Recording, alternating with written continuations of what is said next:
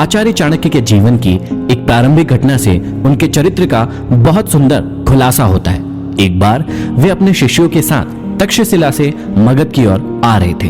मगध का राजा महानंद उनसे द्वेष रखता था। वह एक बार भरी सभा में चाणक्य का अपमान कर चुका था।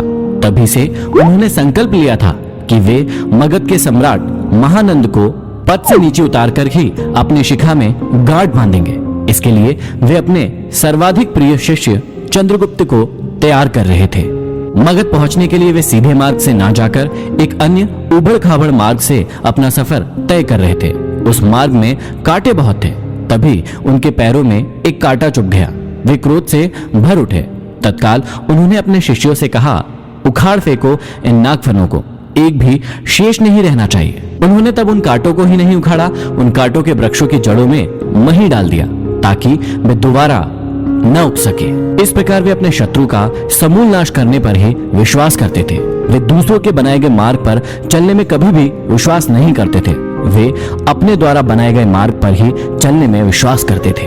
आशा करता हूँ इन अध्यायों को सुनने के बाद आप भी अपनी जिंदगी में अपने मार्ग खुद तैयार करें, अपने ऊपर विश्वास करें और अपनी जिंदगी में आगे बढ़े। श्री चाणक्य श्री विष्णु भगवान को नमन करते हुए समझाते हैं कि राजनीति में कभी कभी कुछ कर्म ऐसे दिखाई पड़ते हैं जिन्हें देखकर सोचना पड़ता है कि यह उचित हुआ या अनुचित, परंतु जिस अनीति कार्य से भी जन कल्याण होता हो अथवा धर्म का पक्ष प्रबल होता हो तो उस अनैतिक कार्य को भी नीति सम्मत ही माना जाएगा। उदाहरण के रूप में महाभारत के युद्ध में युधिष्ठिर द्वारा अश्वत्थामा की मृत्यु का उद्घोष करना यद्यपि नीति विरुद्ध था, पर नीति कुशल योगीराज कृष्ण ने इसे उचित माना था, क्योंकि वे गुरु द्रोणाचार्य के विकट संहार से अपनी सेना को बचाना चाहते थे। आगे चाणक्य समझाते हैं कि मूर्ख छात्रों को पढ़ाने से, दुष्ट स्त्री के पालन पोषण से और दुखियों के साथ संबंध रखने से बुद्धिमान व्यक्ति भी दुखी होता है। इसका मतलब यह नहीं है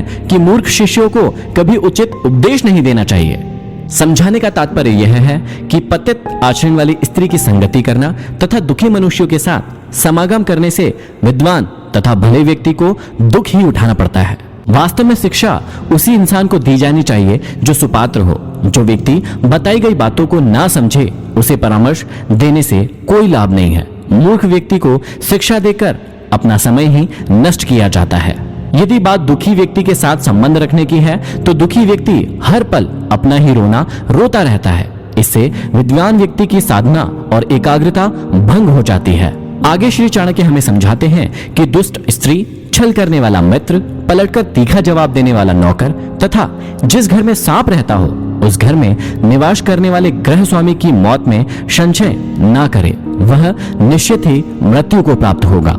घर में यदि दुष्ट और दुष्चरित्र वाली पत्नी हो तो उस पति का जीना ना जीना बराबर ही है। वह अपमान और लज्जा के बोझ से एक तो वैसे ही मृतक के समान है, ऊपर से उसे सदैव यह भय भी बना रहेगा कि यह स्त्री अपने स्वार्थ के लिए कहीं उसे विष न दे दे। दूसरा, यदि उस गृह स्वामी का मित्र भी दगाबाज हो, धोखा देने वाला हो तो ऐसा मित्र आस्तीन का सांप होता है। वह कभी भी अपने स्वार्थ के लिए उस गृह स्वामी को ऐसी स्थिति में डाल सकता है जिससे उबरना उसकी सामर्थ्य से बाहर की बात होती है।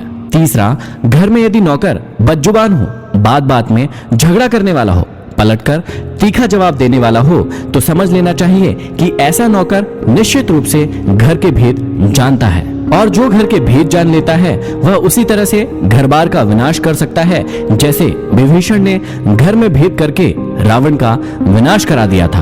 तभी मुहावरा भी बना, घर का भेदी लंका ढाए।